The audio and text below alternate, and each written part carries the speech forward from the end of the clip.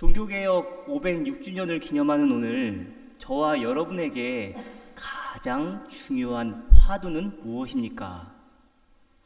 디셀도르프 한인교회 창립 50주년을 기념하는 올해, 저와 여러분이 가장 중요하게 마음에 새겨야 할 것이 무엇입니까? 교회에 여러 변화들이 있습니다. 그런 가운데 정말 놓치지 않고 챙겨야 할 진실로 가장 중요한 것은 이것입니다. 사람이 가장 중요하고 사람이 세워지는 일이 우선이며 믿음 안에서 신앙 안에서 교회가 세워지는 일입니다. 종종 이런 질문 받습니다. 목회하는 가운데 가장 큰 보람이 무엇이었냐고 질문을 받습니다. 그러면 저는 지체하지 않고 이렇게 대답합니다. 사람을 세우는 일이었다고 대답합니다. 사람이 변화되고 사람이 세워지는 일, 저는 목격하였고 앞으로도 제 목회의 가장 큰 핵심 가치로 여길 것입니다. 근래 큰아들과 체스를 종종 둡니다.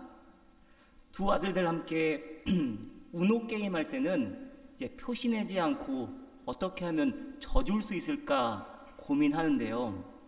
근데 체스 둘 때는 체스만큼은 절대 지지 않으려고 저도 안간힘을 씁니다.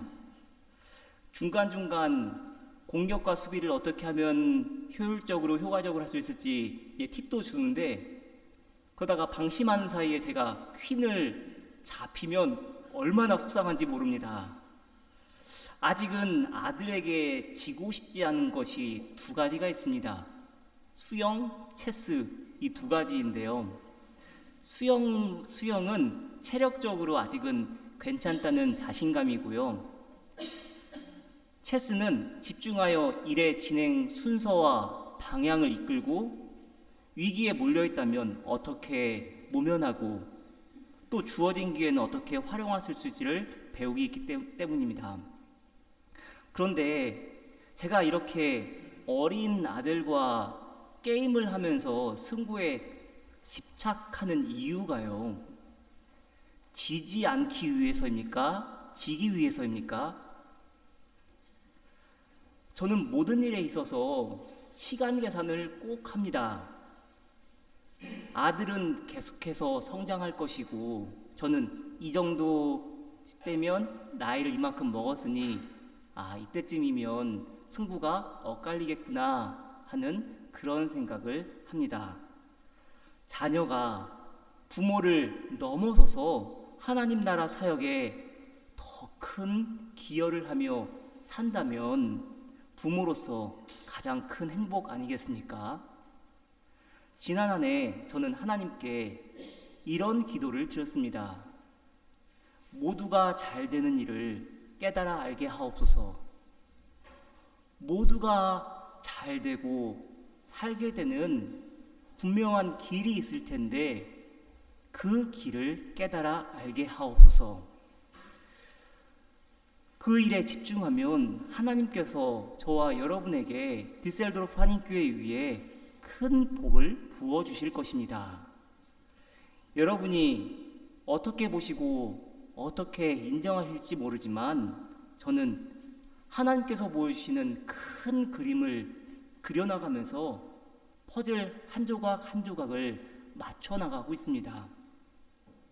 그리고 체스를 둘 때처럼 어떤 일들이 앞으로 진행될지 여러 그림들을 그리면서 하루하루 살아가고 있습니다. 그런데 그 일을 진행함에 있어 결국 최종 승패를 가리는 결정적인 전제 조건이 있음을 저는 고백합니다. 그것은 바로 담임 목사가 그리고 교회의 지도자들이 내 생각은 내려놓고 하나님께 절대 헌신하는 것입니다.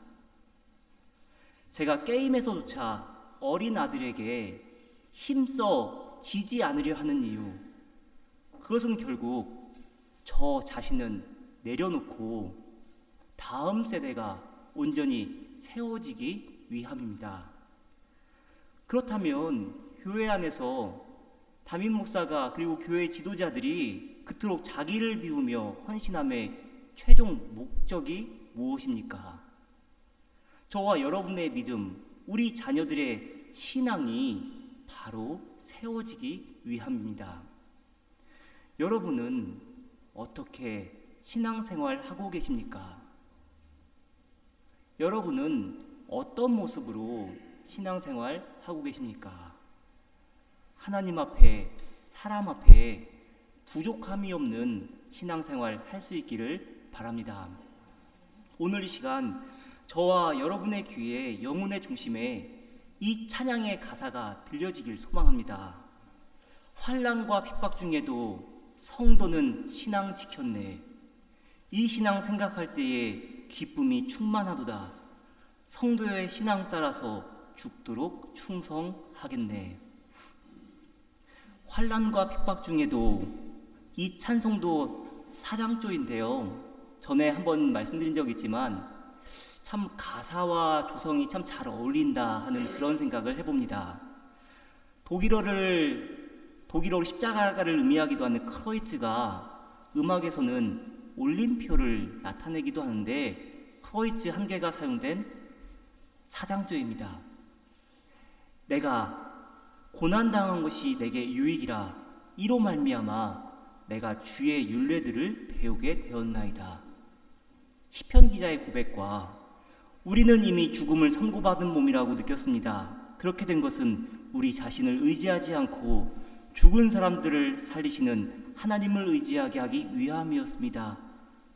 고백한 사도 바울의 이 고백이 연상되는 가운데 결국 우리의 신앙이 어디까지 자라나야 하는지를 가르치는 찬양의 가사입니다.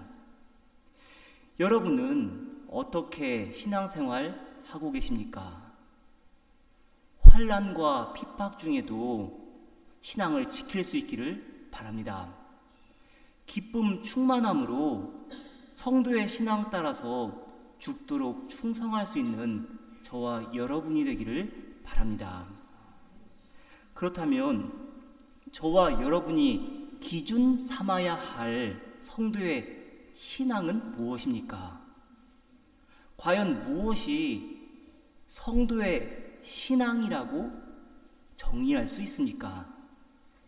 종교개혁 506전을 기념하며 성도의 신앙은 어떠해야 하는지 함께 나누기를 원합니다. 지난 주일에 이어 갈라디아서 말씀 이어나가고 있습니다. 그런데 갈라디아서를 읽을 때 주의 깊게 던져야 할 질문이 세 가지가 있습니다. 첫 번째는 우리는 어떠한 시대, 어느 시대를 살아가고 있는가입니다. 그리스도께서 오시기 이전과 이후 혹은 그리스도를 체험하고 나의 구주로 고백하기 이전과 이후의 삶입니다. 갈라디아서 3장 23절로 25절 세번역 성경을 읽어드릴 텐데요. 특별히 갈라디아서 3장 24절은 필히 세번역 성경의 도움을 얻어서 읽어야 하는 구절입니다. 개역 개정 성경은 사도 바울이 전하고자 하는 본래 의미를 퇴색시키고 있기 때문입니다. 믿음이 오기 전에는 우리는 율법의 감시를 받으면서 장차 올 믿음이 나타날 때까지 갇혀 있었습니다. 그래서 율법은 그리스도께서 오실 때까지 우리에게 개인 교사 역할을 하였습니다. 그것은 우리로 하여금 믿음으로 의롭다고 하심을 받게 하시려고 하는 것입니다. 그런데 그 믿음이 이미 왔으므로 우리가 이제는 개인 교사 아래에 있지 않습니다. 여기서 개인 교사는 부정적인 의미로 사용되었습니다. 율법의 기능은 그리스도께서 오시기 이전까지만 작용한다고 말씀하는 것입니다. 그렇게 갈라디아서에서 유독 이렇게 시기를 구분하는 표현들이 반복 사용되고 있습니다. 3장 23절 믿음이 오기 전에는 장차 올 믿음이 나타날 때까지 24절 그리스도께서 오실 때까지 25절 그 믿음이 이미 왔으므로 이렇듯 시대를 나누는 표현들이 반복 사용되고 있음을 알 수 있습니다. 갈라디아 교회가 그리스도 이전과 이후를 구분하지 못했던 우를 범했던 것입니다. 근데 여기에 반론을 제시하는 질문이 하나 있습니다. 우리는 어느 시대에 살고 있는가? 이 질문을 넘어서 교회 공동체 안에서 분명히 고려해야 할 문제 상황이 있다는 것입니다.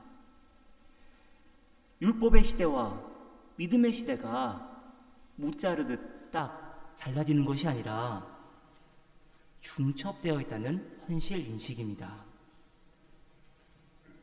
성도 간의 신앙에 따라서 율법의 시대, 옛 시대를 살아갈 수도 있고요. 그리스도의 시대, 새 시대를 살 수 있기 때문입니다.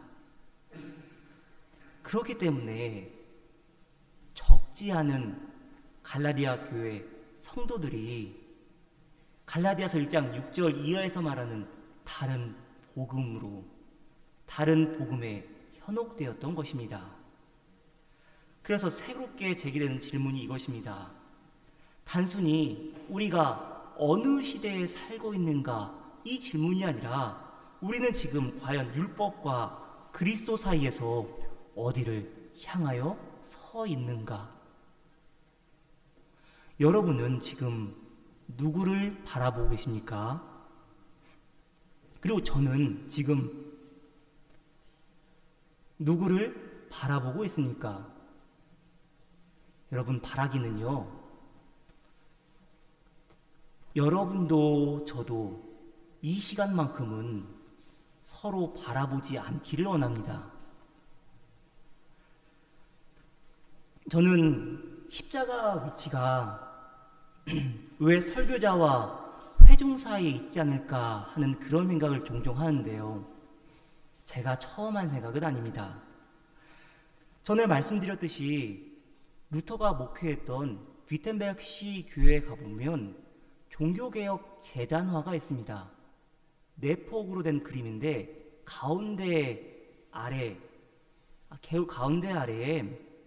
보면은 오른편에서는 루터가 말씀을 전하고 있고 왼편에서는 회중들이 말씀을 듣고 있습니다. 근데 그 가운데 누가 있냐면 십자가에 못 박히신 예수님께서 달려 있습니다. 그러면서 루터는 왼손으로는 성경 위에 손을 얹고 검지와 중지로 그 가운데 있는 예수 그리스도를 향하여 있습니다. 여러분, 성화를 볼 때 이렇게 두 손가락으로 하고 있으면 이건 부위가 아닙니다. 부위가 아니고요. 참 하나님이요, 참 인간이신 그리스도 예수를 고백하는 것입니다. 아예 세 손가락으로 있으면요, 성부, 성자, 성령 삼위일체 하나님을 의미하고요. 그래서 이 그림은 순수한 복음, 바른 설교란 무엇인가에 질문하고 답을 제시합니다. 성경의 모든 말씀은 그리스도를 설교하고 그리스도를 향하고 있다 고백하는 것입니다. 말씀을 경청하는 이 시간, 여러분의 시선은 저를 향할 것이 아니라 나를 위해 십자가에 못 박혀 돌아가시고 나를 구원하신 예수님의 십자가를 바라볼 수 있길 바랍니다.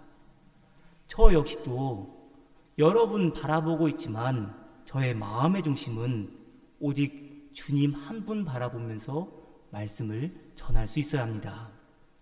그러기 위해 저와 여러분은 어디를 향하여 서 있어야 합니까? 우리의 삶의 관심이 오직 주님만을 향할 수 있기를 바랍니다. 이제 마지막 질문 구하고요, 그에 대한 답을 찾아보려 하는데요. 어느 시대를 살아가고 있는가? 우리의 시선은 과연 어디를 향하는가에 이어서 질문해야 할 세 번째 질문은 이렇습니다. 여러분은 수용적인 신앙을 갖고 계십니까? 오늘 본문 4장 4절 6절 말씀 읽어드리겠습니다. 그러나 기한이 찼을 때에 하나님께서는 자기 아들을 보내셔서 여자에게서 나게 하시고 또한 율법 아래에 놓이게 하셨습니다. 그런데 여러분은 자녀이므로 하나님께서 그 아들의 영을 우리의 마음에 보내주셔서 우리가 하나님을 아빠 아버지라고 부를 수 있게 하셨습니다. 하나님께서 성령을 우리 가운데 보내셨다 말씀합니다. 그리고 우리가 하나님을 가리켜 아빠 아버지라고 고백한다 합니다. 여러분, 그러기 위해 필요한 전제가 무엇입니까? 무엇이 전제되어야만 우리가 하나님을 향해 아빠 아버지라고 고백할 수 있습니까? 하나님께서 보내신 성령을 우리가 받아야 합니다. 하나님께서 보내신 성령님 우리가 수용할 수 있어야 합니다. 그래서 중요한 구절이 오늘 본문에서 여자에게서 나게 하시고 예수님이 누구의 아들이라고 고백합니까? 누가는 예수님을 가리켜 요셉의 아들이라 표현하지만 마태는 그렇게 하지 않습니다. 마태복음 1장 16절 말씀 개역개정 성경을 읽어드립니다. 야곱은 마리아의 남편 요셉을 낳았으니 마리아에게서 그리스도라 칭하는 예수가 나시니라. 아브라함이 이삭을 낳고 이삭은 야곱을 낳고 야곱은 유다와 그의 형제들을 낳았다 말하지만 요셉이 예수를 낳았다 표현하진 않습니다. 갈라디아서 4장 4절 표현처럼 마리아에게서 그리스도라 칭하는 예수가 나셨다 말할 뿐입니다. 아기 예수님의 탄생을 능동태가 아닌 수동태 문장을 사용하고 있는데요. 하나님의 전적인 일하심을 강조하고 있는 것입니다. 이를 성경 문법 용어로 신적 수동태라 표현하는데 행위의 주체가 하나님이고 그리고 하나님의 일하심을 강조할 때 표현되는 문법입니다. 그래서 마태복음 1장 18절 말씀 이렇게 말합니다. 예수 그리스도의 나심은 이러하니라. 그의 어머니 마리아가 요셉과 약혼하고 동거하기 전에 성령으로 잉태된 것이 나타났더라. 성령으로 잉태된 것이 나타났더라. 결국 예수님의 나심은 사람이 관여할 부분이 아니라 성령의 능력으로 가능한 것이고 하나님의 일하심에 의한 것이라는 믿음의 고백인 것입니다. 마찬가지로 저와 여러분 역시 불신을 버리고 하나님의 일하심에 순복하고 순종할 수 있어야 합니다. 여러분 잘 아시듯 독일어로 예배를 뭐라 표현하지요? 고테스딘스트. 이 단어를 처음 만든 사람이 누구인지 아십니까?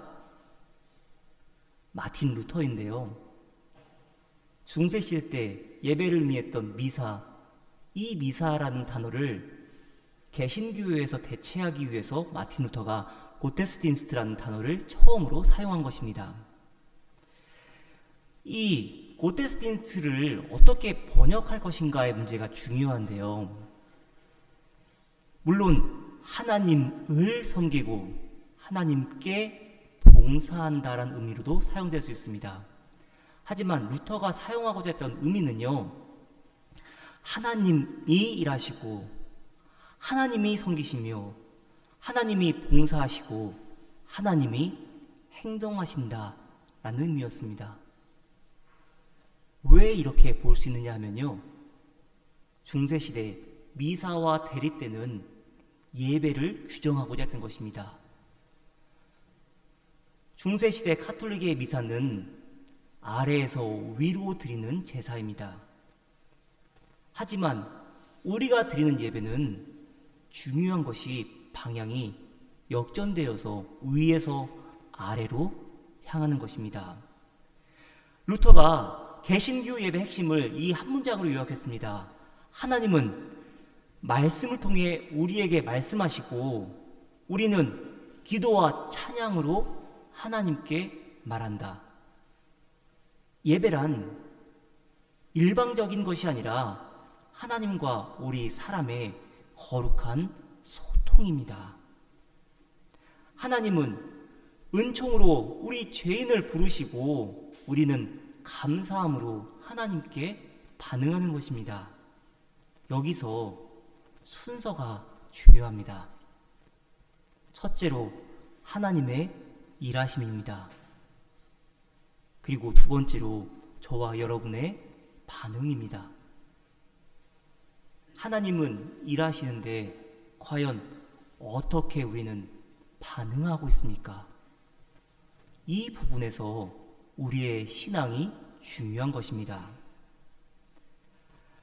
카톨릭 성찬 이해에 따르면은 사제의 축성, 곧 사제가 떡과 포도주를 성스럽다고 봉헌하는 그 순간에, 사제가 축성하는 그 순간에 떡과 포도주는 이제 그리스도의 몸과 피로 변화됩니다.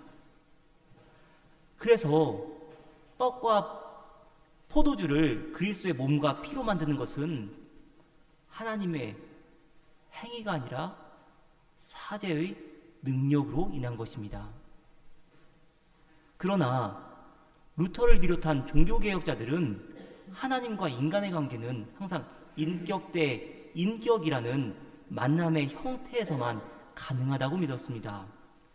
그래서 성찬에서, 저와 여러분이 나누는 성찬에서 예수 그리스도의 임재의 시점은 여러분이 믿음으로 성찬을 받을 때, 여러분이 떡과 포도주를 믿음으로 받을 때, 그때 예수 그리스도께서 임재한다고 개신교는 보고 있습니다.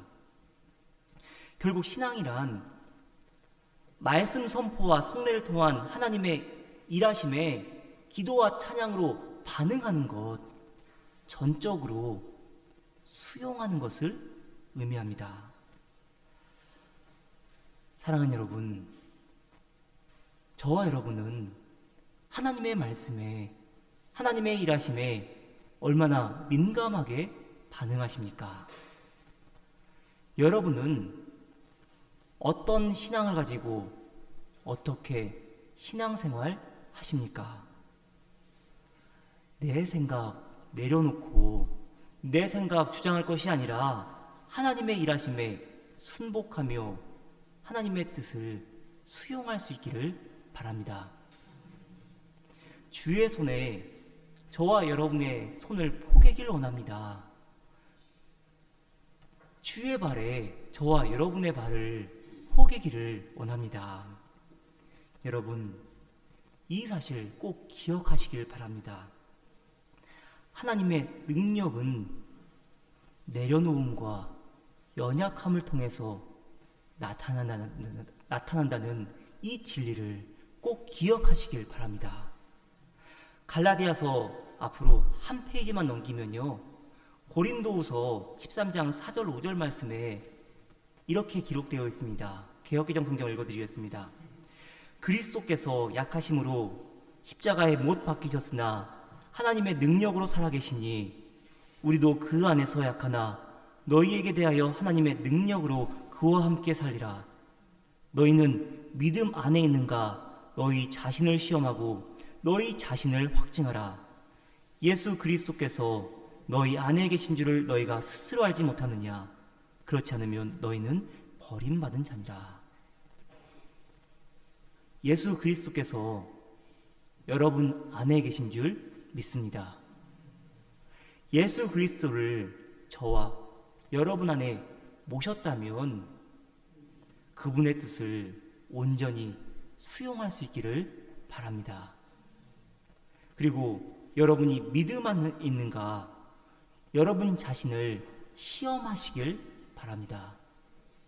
모든 것 내려놓고 온전히 하나님의 뜻을 구할 때 하나님은 저와 여러분에게 이러한 음성을 들려주실 줄 믿습니다.